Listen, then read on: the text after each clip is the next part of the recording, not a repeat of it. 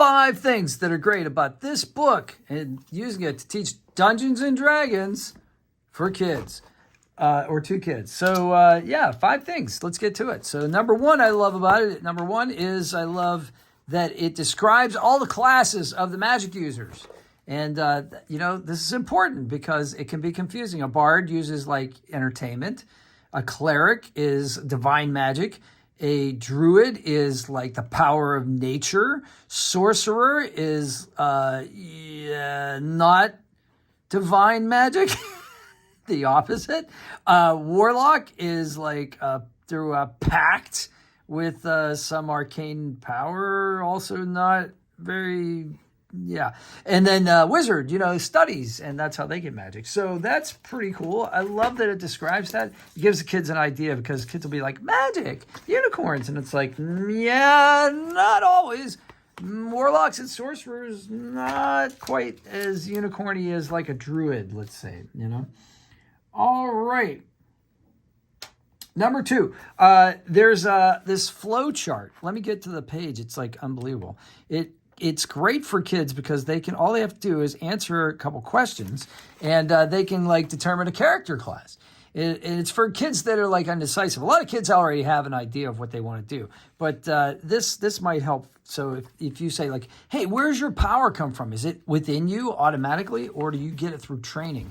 And then it'll split the different magic users into a couple different categories. And I did a couple videos that go through this flow chart. But anyway, this is a really nice thing, It's useful. And I think it helps kids that don't really understand. Also, types of magic. Number 3. So number 3, it describes the different types of magic. And I always get like confused about this. Like, what exactly are, spell casting and spells as opposed to rituals and scrolls and, these particular types of like what's an evocation spell, an illusion spell, a necromancy spell. Some of these are self-explanatory. Necromancy is pretty much, we know what that has to do with death, right? Because necro. But then like abjuration, what the heck does that mean? That means like effects getting in the way of effects. So like, dispel magic or, counterspell, that sort of thing. So that's pretty useful.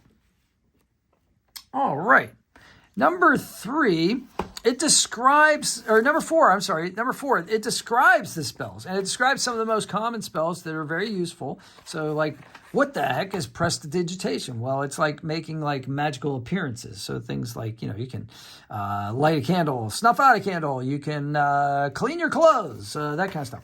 What's shocking grasp? Well, it's just what it sounds like, but like exactly what is disguised self and how does that work, And so like it gives you a little description of the mechanics there. So it's kind of cool. It helps you. Mirror image, fly, obviously, call lightning. I mean, these are like pretty cool. Otto's irresistible dance. I always like that one. That's a lot of fun. So, all right. And then the final thing is it talks about, number 5, talks about magical items. So like this is a really big part of the reward system in D&D is like, what do you find in that chest? Well, you find a, weapon of warning. It'll glow like Frodo's sword sting, glowed whenever danger was near, right?